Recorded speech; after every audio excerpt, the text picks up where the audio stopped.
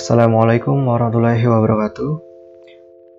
Sebelumnya, perkenalkan, nama saya Muhammad Salman Parusa. Pada kesempatan kali ini, saya akan menjelaskan tentang simulasi diskrit dan simulasi kontinu pada konsep dan simulasi permodalan. Oke, yang pertama adalah simulasi diskrit.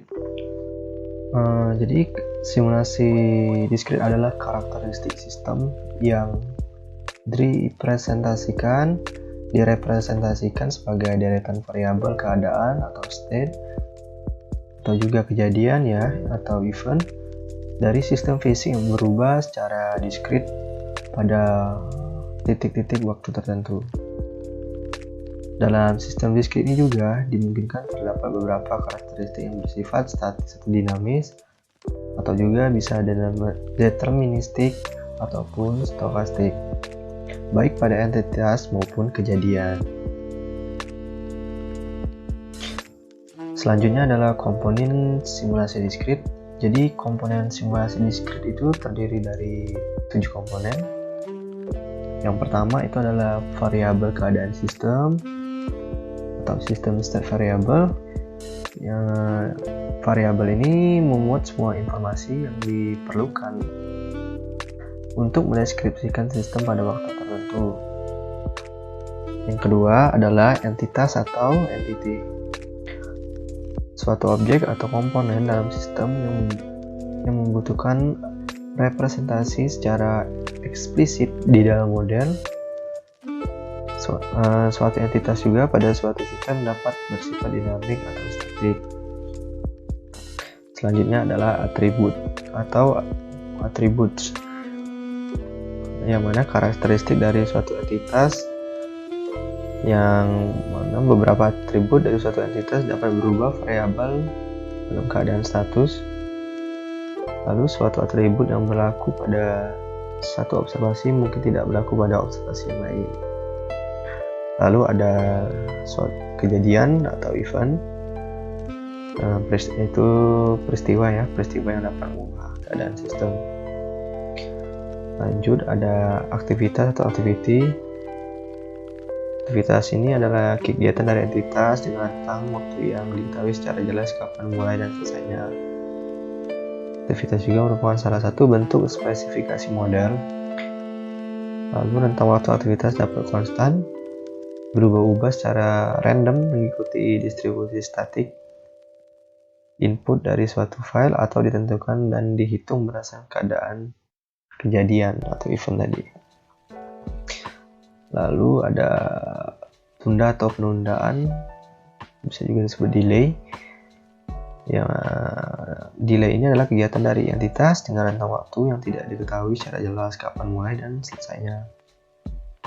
Delay ini merupakan bagian dari variabel hasil simulasi dan juga dapat terjadi ketika pasokan sumber daya pelayanan yang sedang kosong atau tidak terpenuhi pada saat tersebut, sehingga entitas harus menunggu untuk mendapatkan layanan. Oke, dan selanjutnya ada waktu atau clock. Ini adalah variabel yang merepresentasikan total lama waktu simulasinya. Baik, ini adalah skemanya.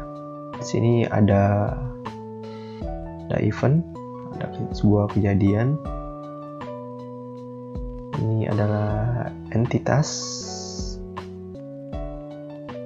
Lalu ini ada state. Ini dalam satu sistem ya. Lalu ada waktunya. Waktu yang ditentukan, waktu lama simulasi terjadi. Contoh simulasi diskrit yaitu adalah antrian sebuah konsumen atau customer yang ingin memiliki keperluan di bank. Itu adalah contoh simulasi diskrit.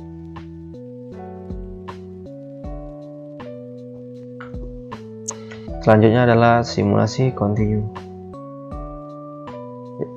Jadi apa simulasi kontinu itu?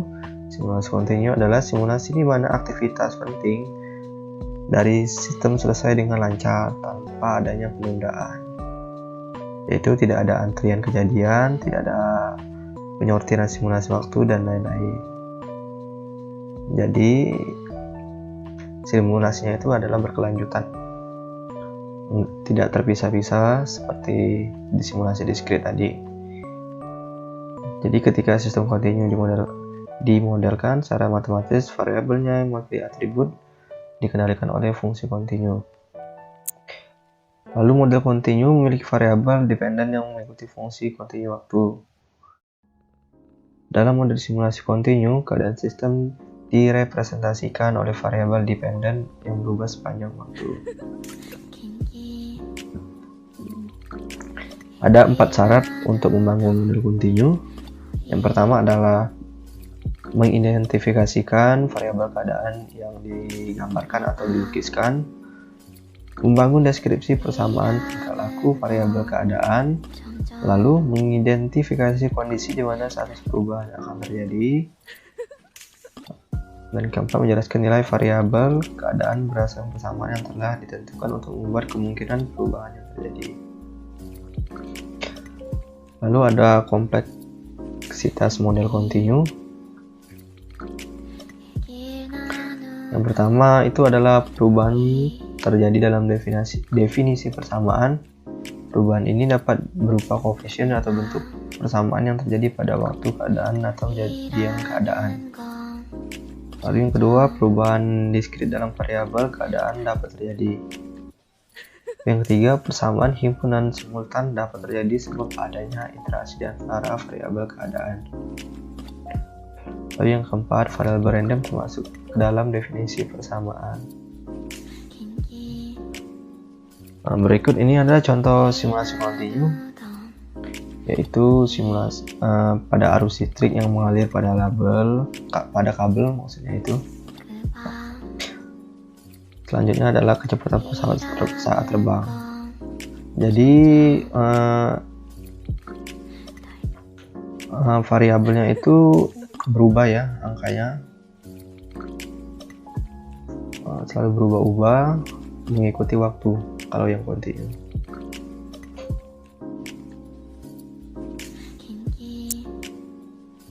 Oke, selanjutnya perbedaan dari simulasi diskrit dan kontinu. Pada perbedaan yang pertama itu adalah perubahan status atau kondisi. Pada simulasi diskrit, kondisinya itu berubah sewaktu-waktu atau variabel status atau dependen diskrit. Yang mana misal di waktu jam 2 itu ada satu customer yang akan antri untuk ke teller. Tetapi bisa saja pada jam 3 itu tidak ada yang antri. Jadi berubahnya itu sewaktu-waktu. Jadi kadang ada customer, kadang juga tidak, dan kadang juga ada lagi customernya. Sedangkan kondisi untuk yang kontinu itu adalah berubah sepanjang waktu atau variabel statusnya kontinu. Jadi mau menit keberapapun atau detik berapapun atau waktu kapanpun, variabelnya itu berubah terus. Berubah-ubah atau berkelanjutan. Seperti kecepatan mobil itu kan berubah-ubah terus ketika di waktu ke menit ke 1, menit kedua, atau menit ketiga, atau waktu selanjutnya. Lalu yang kedua adalah jenis variabelnya atau data acak. Di diskrit sudah jelas pasti variabelnya adalah data diskrit. Lalu di kontinu, di simulasi kontinu, variabelnya adalah data kontinu. Oke, yang ketiga untuk jenis bilangan di discrete itu, di simulasi discrete jenis bilangannya adalah bilangan bulat atau integer. Jadi bilangan positif ya. Jadi seperti tadi, customernya bisa dihitung 1, 2, 3, itu paling tidak pembulatan atau nilai terdekat. Lalu yang simulasi kontinu bilangnya adalah bilangan desimal atau pecahan. Jadi bisa saja seperti tadi, kecepatan tadi, bisa saja kecepatannya itu 5,5 km per jam, 6,5, 6,7, dan seterusnya. Jadi bisa koma atau bisa desimal bila untuk jenis bilangannya, karena dia bersifatnya tadi kan berubah sepanjang waktu. Jadi bisa koma jadi atau desimal bilangannya.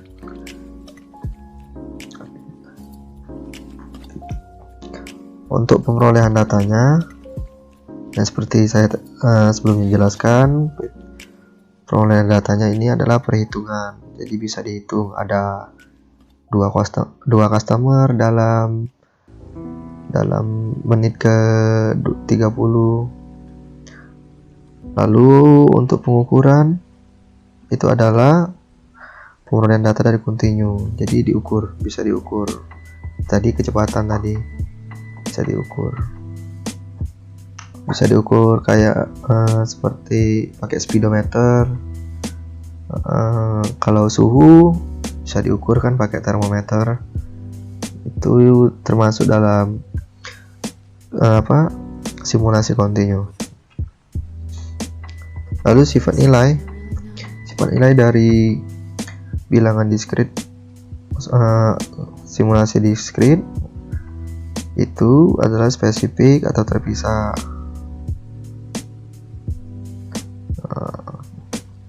Jadi bilangan itu tadi yang seperti tadi, bilangannya bulat 0, 1, 2, 3 dan seterusnya. Lalu kontinu, simulasi kontinu itu sifat nilainya itu dalam bentuk interval. Jadi bisa dari 0 sampai 20, 0,1, 0,2, 0,3, 1,5, 1,6 dan seterusnya. Lalu ada untuk grafiknya, grafik dari simulasi discrete seperti ini, grafik distribusinya. Jadi terpisah-pisah seperti ini. Terpisah-pisah, titik 1, titik 2, titik 3, atau bisa customer 1, customer 2, customer 3, customer 4, atau tidak bisa juga tidak ada customer kan, di sini kosong. Jadi terpisah-pisah. Sedangkan simulasi kontinu, grafik distribusinya berkelanjutan, mengikuti waktu. Jadi berubah-ubah terus, variabelnya. Bisa yang seperti tadi 5,2, 5,1, 6,7, 6,5, 6,8 seterusnya. Baiklah. Mungkin itu saja penjelasan tentang simulasi discrete dan simulasi kontinu. Apabila saya ada salah kata atau salah dalam pembuatan video ini, atau banyak kesalahan dalam pembuatan ini, saya mohon maaf sebesar-besarnya. Kepada Allah saya mohon ampun. Wassalamualaikum warahmatullahi wabarakatuh. Terima kasih.